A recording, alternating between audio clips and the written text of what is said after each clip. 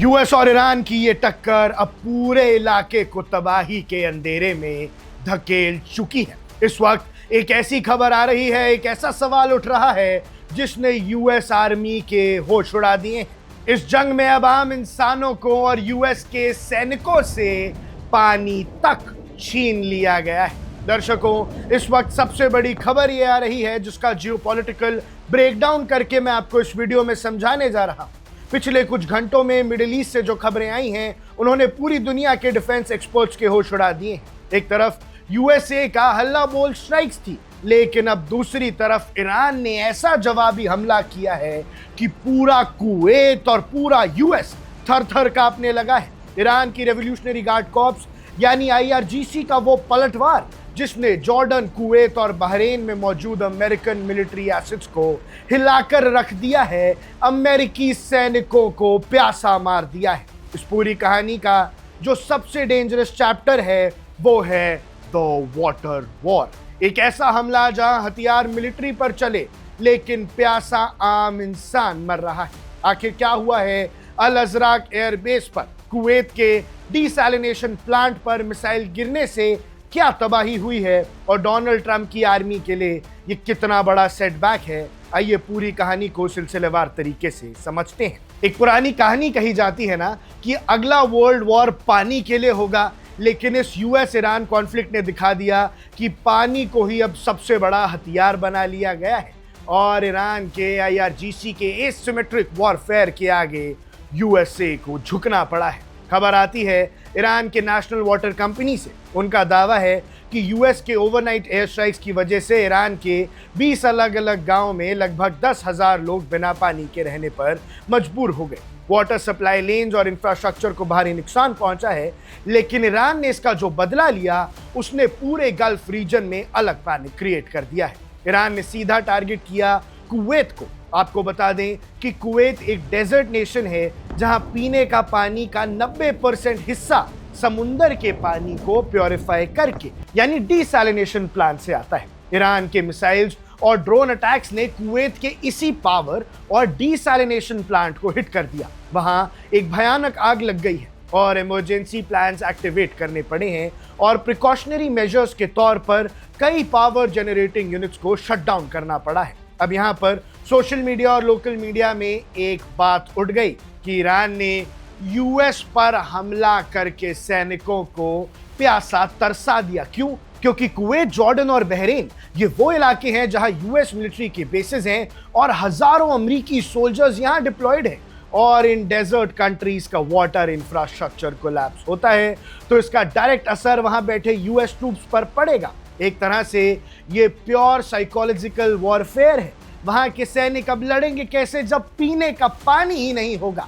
दुश्मन को प्यासा मारने की स्ट्रैटेजी ने ईरान के लिए रास्ते खोल दिए हैं। चलिए अब चलते हैं जंग के दूसरे और बड़े मोर्चे पर, जॉर्डन के अल अजराक में अमेरिका का एक बहुत बड़ा और स्ट्रैटेजिक एयरबेस है। ईरान की आईआरजीसी ने ऑफिशियली क्लेम किया है कि उन्होंने इस बेस पर एक बहुत ही डिवास्टेटिंग और साइमल्टेनियस मिसाइल्स और ड्रोन अटैक्स किए हैं। अब टाइमिंग और इंटेंसिटी को समझिए।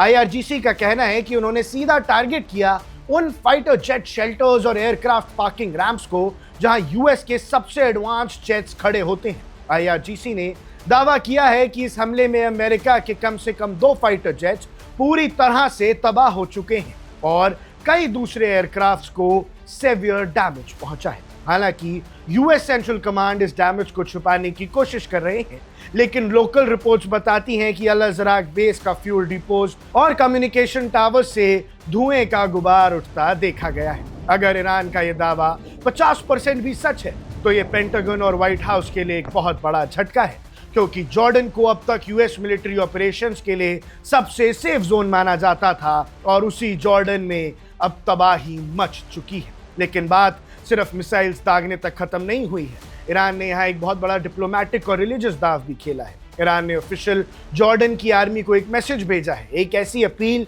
जो जॉर्डन की सरकार के लिए गले की हड्डी बन सकती है। ईरान ने कहा है कि जॉर्डन की आर्मी को खुद आगे आकर अपने देश में मौजूद यूएस फोर्सेस को हटाना चाहिए। ईरान के स्टेटमेंट के शब्द बड़े सख्त हैं। उन्होंने कहा ये invading infidel military forces legitimate targets हैं, ये आपके रिलीजियस और ह्यूमैनिटेरियन ड्यूटी है कि आप इन किलर्स ऑफ इनोसेंट मुस्लिम्स को यहाँ से एलिमिनेट करें और जॉर्डन की पवित्र धरती को साफ करें। यानी दर्शकों, जॉर्डन पे अलग तरीके का दबाव बन रहा है। एक जर्नलिस्ट के तौर पर अगर मैं इसको डिकोड करूं तो ईरान यहाँ सिर्फ मिलिट्री फाइट नहीं लड़ रहा है, वो जॉर्डन की आम जनता और वहां की आर्मी के अंदर चल रहे प्रो पैलेस्टीन और एंटी यूएस सेंटिमेंट्स को भड़काना चाहता है।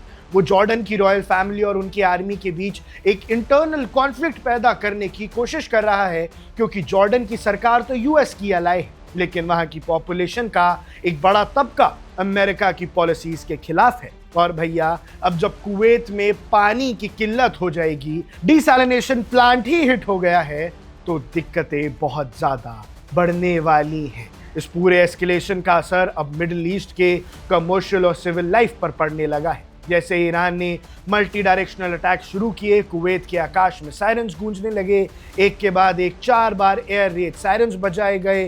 कुवैती एयर डिफेंस सिस्टम ने कई इनकमिंग ड्रोन्स और मिसाइल्स को इंटरसेप्ट किया।